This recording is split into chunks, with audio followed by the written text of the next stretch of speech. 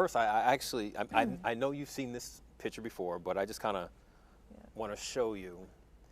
And when you look at this picture, did you ever think that this little kid would be this WNBA star and potentially win another MVP? No, not at all. She was a funny little girl. Had a lot of separation anxiety from my mom. Like even going to school was a struggle. So to think like I grew up and now I'm a pro and got to this level. My mom's always like, if I had to pick one of my kids, it wasn't you that I thought would be here. She's like, no offense, but yeah, I really grew up and learned a lot. Just curious, what was it like growing up for you? I mean, growing up was awesome. I had loving parents, awesome siblings, a great family, great support group. So I had a lot of fun. We played a lot of sports. Especially my brother and I, we would just go outside and play all day long. Football, basketball, baseball. You just play football? Oh yeah, I loved football. That was like my favorite. I would be the receiver and he would just throw me like long passes and try to do the, who did I like back then? I loved the Cowboys growing up, so I would always wear my little Cowboys uniform. Don't worry, DC fans, I'm now a Redskins fan, so noted. Don't be angry for that.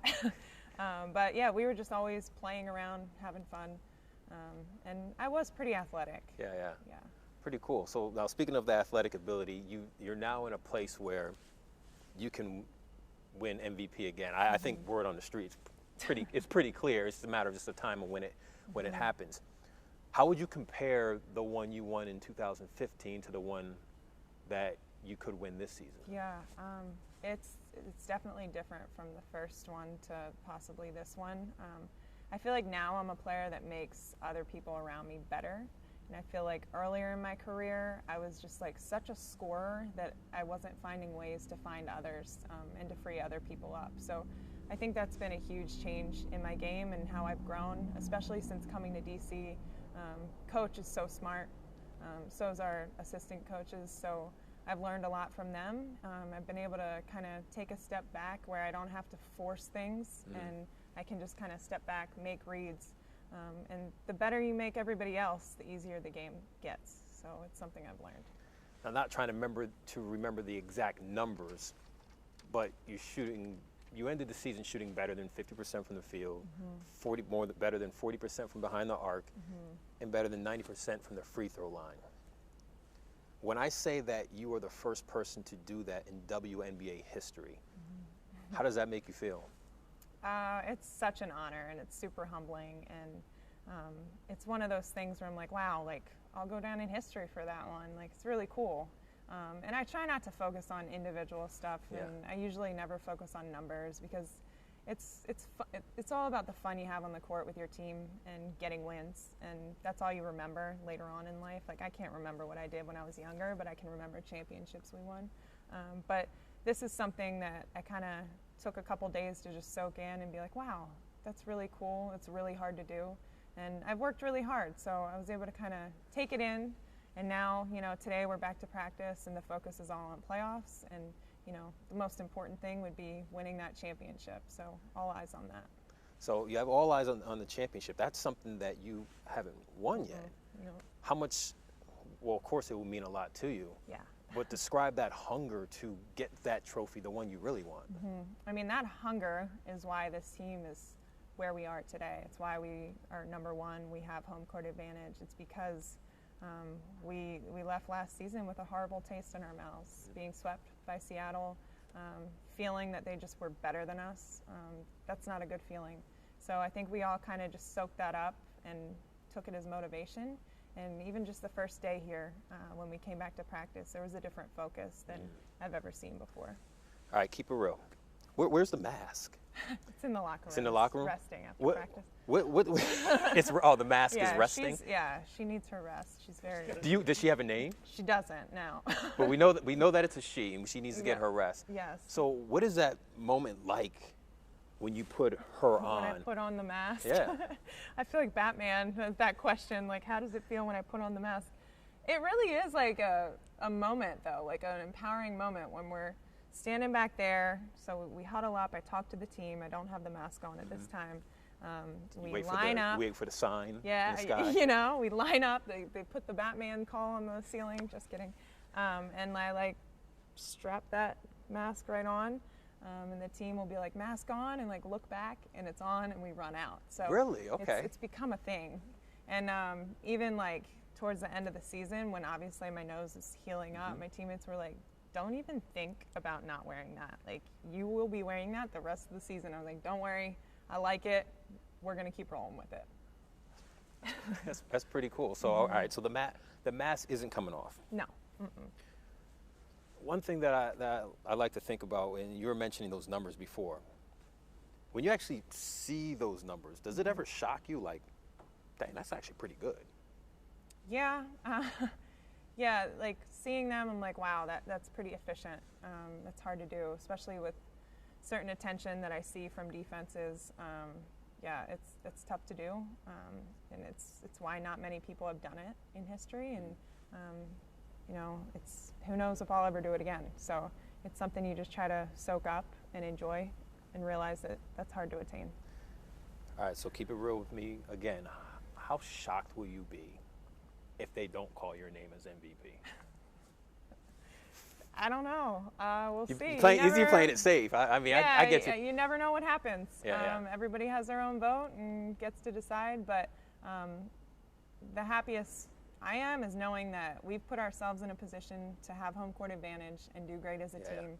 We've had a historic season as a team. I know, you know, I've played the best basketball I've ever played. So that's really all you can do. At the end of the day, how do you want people to remember you? I think I want people to remember that I did more with my spotlight than just play the game of basketball. I tried to make others better, especially the special needs community. I've always felt like a voice for my sister, and have always wanted to do more than just play basketball. So that's been huge for me. And then hopefully I'll always be remembered as a great teammate. You know, I love being a teammate. I love playing this game because I get to be on the floor every night with my family. So that would be something I'd like to be remembered as. How much do you think it will mean to your sister if you win the championship? To be honest, she doesn't even know I'm a basketball player, and that's why I love her so much. She always keeps things in perspective and keeps me so humble, just to know that all she knows is I'm one of her people, and she loves me to death. Cool. Sorry. Just curious, and it's up to you. So it's basketball. Can you show me how you shoot your free throws? Yeah, sure. It's all good. I'm sure it's like second nature. Yeah, it is. You want to go to Yeah, do you want to go on the court? Yeah.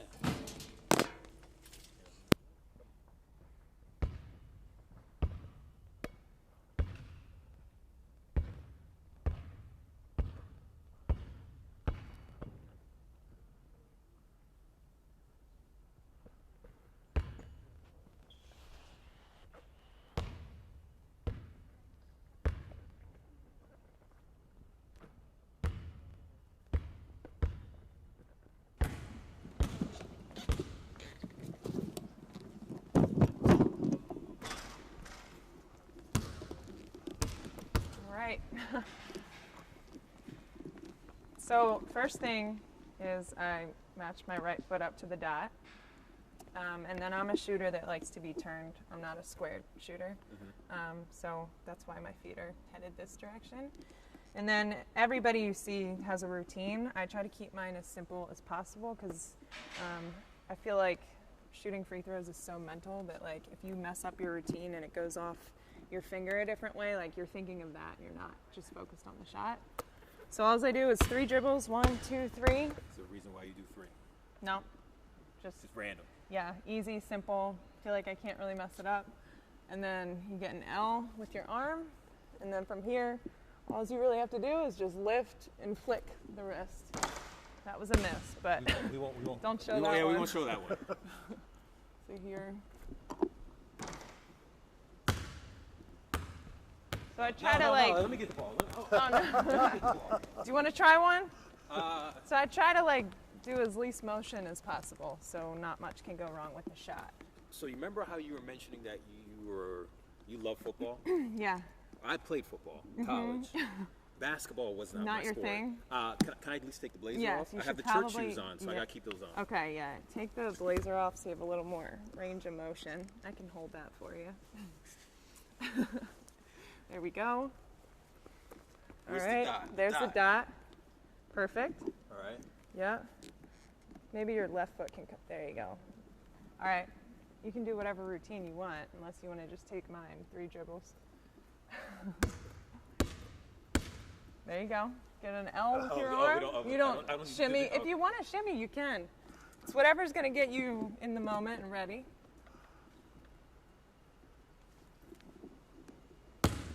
So we're not going to So let's not show that one. What about that form?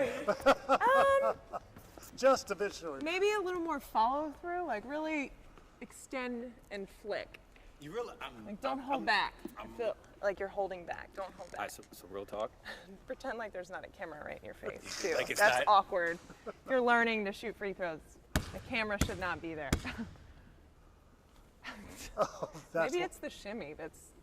There you go. That's a little better, but you like are like looking like I don't like a scared like snake or something. You know how they like come out and you gotta just like let it flow and hold the follow through.